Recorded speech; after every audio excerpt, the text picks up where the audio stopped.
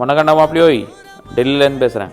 அட்டா எப்பயாவது மிட் நைட்டில் கிரேவிங்ஸ் வந்து ஆர்டர் பண்ணி சாப்பிட்டுக்கிறீங்களா? அதோட ஃபீலிங்ஸே வேற மாதிரி இருக்கும். அதே மாதிரி தான் நான் இந்த பாட்டு பிரியாணியை ஆர்டர் பண்ணிட்டேன்.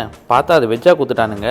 ஐயோ, கிரேவிங்ஸில் அவசரப்பட்டு வெஜ்ஜை ஆர்டர் பண்ணிட்டோமேன்ற மாதிரி இருந்துச்சு. சரி ஓகேன்ட்டு அப்படியே அதை கவுத்து போட்டு அப்படியே மேலே தட்டுனா மலை மாதிரி ரொம்பிடுச்சு. பார்க்கவே ரொம்ப கலர்ஃபுல்லாக சூப்பராக இருந்துச்சு. இது கூட அவனுங்க கொடுத்த அந்த தவாகரையும் அப்படியே கவுத்துட்டேன். என்னதான் வெஜ்ஜு பிரியாணியாக இருந்தாலும் நம்மளுக்கு நான்வெஜ்ஜு கச்சிக்கிறதுக்கு இல்லைன்னா சாப்பிட முடியுமா? சரி ஒரு எக்கு சில்லி ஆர்டர் போட்டுருவோன்ட்டு அப்படியே ஆர்டர் போட்டேன். எக் சில்லியோட பியூட்டியே அந்த மேலே இருக்கிற அந்த லேயர் தாங்க. என்ன சூப்பராக இருக்கும் தெரியுமா?